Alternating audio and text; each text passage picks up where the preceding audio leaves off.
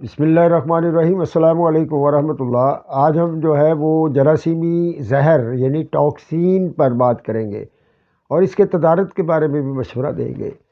یہ ایک ایسا مادہ ہے جو ہر قسم کے جراثیم بناتے ہیں اور جسم کے لیے بہت ہی زہریلا اور نقصان دہ ثابت ہوتا ہے۔ اس کے کیمیاوی اجزاء میں پروٹین بنیادی جزو ہے، جبکہ غذاؤں میں شامل ہو جائے تو صرف زیادہ درجہ حرارت پر یہ ضائع کیا جا سکتا ہے، یعنی اسے ختم کیا جا سکتا ہے۔ جیسے اکثر بند ڈبوں میں سٹوروں پر پڑے ہوئے پروٹین یا اشیاء پر یہ حملہ آور ہوتا ہے اور اس میں زہر پیدا ہو جاتا ہے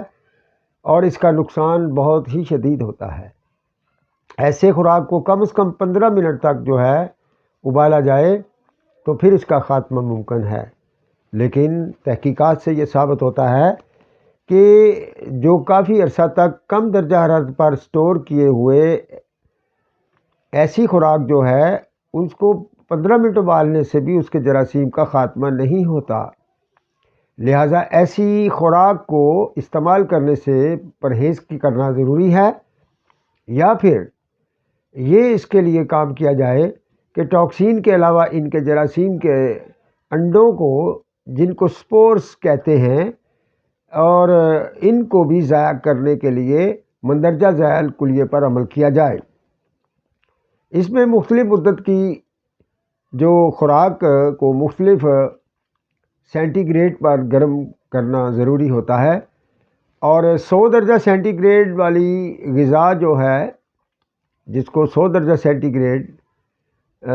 کی حرارت دینی ہے، اس کو 36 منٹ کے لیے دی جاتی ہے، اور 105 درجہ حرارت جو گریڈ کی، جو سینٹی گریڈ کی جو حرارت دینی ہے وہ 120 منٹ تک دے، اور 110 درجہ حرارت جو ہے اس کو 36 منٹ دیا جائے، اور اسی طرح 115 درجہ حرارت پر سینٹی گریڈ پر جو حرارت دینی ہے اس کو 12 منٹ تک دیا جائے، اور 120 درجہ سینٹی گریڈ پر 6 منٹ ہی کافی ہوتے ہیں۔ ثابت ہوا کہ زیادہ درجہ حرارت وقت کم پر خاتمہ ممکن ہے۔ ہربل میڈیسن، طریقہ علاج طب یونانی میں مزاج ہار کی ادویہ جو اینٹی بائیوٹک اثرات رکھتی ہے اور اسی طریقے سے قوت مدافعت کو امیونی بوسٹر ہیں، ان کا استعمال کیا جاتا ہے،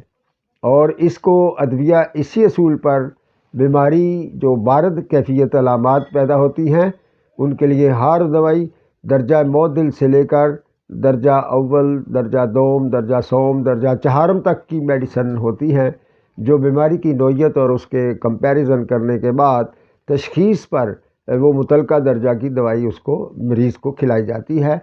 اور اس سے جسم کی حرارت غریزی کو سپورٹ ملتی ہے اور جسم میں قوت مدافعت فوری طور پر بڑھتی ہے، اور اس طریقے سے وہ ایک سیل پر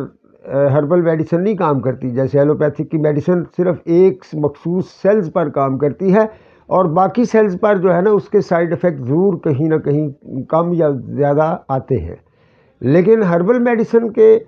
طب یونانی میں چونکہ مزاج پر ڈیپینڈ کیا جاتا ہے، مزاج کے درجات پر ڈیپینڈ کیا جاتا ہے، اور مرض کی نوعیت اور ٹوٹیلٹی آف سمٹم کو تشخیص کیا جاتا ہے، اور اس کے بعد پھر مزاج جو ہے اس کا خیال رکھا جاتا ہے، جس سے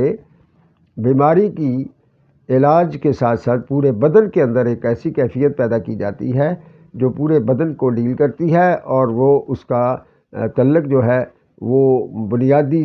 خلیات سے ہوتا ہے اور اس کے مزاج سے ہوتا ہے۔ تو آئیے جو اگر جراثیم کی ٹاکسین کی نقصانات کو ختم کرنے کے لیے ہمارے جو جرثوموں کے اور تسمیم غذا کے جو لیکچرز ہیں ان کو دیکھیے، ان کے اندر ہم نے اسلامی اصولوں کو اپنانے کے ذریعے اور طب کی میڈیسن کے ذریعے کس طریقے سے ان پر انسان حاوی ہو سکتا ہے اور ان سے بچ سکتا ہے۔ تو آپ ہمارے جو ہیلتھ چینل ہے، نیچرل ہربل ہیلتھ چینل کو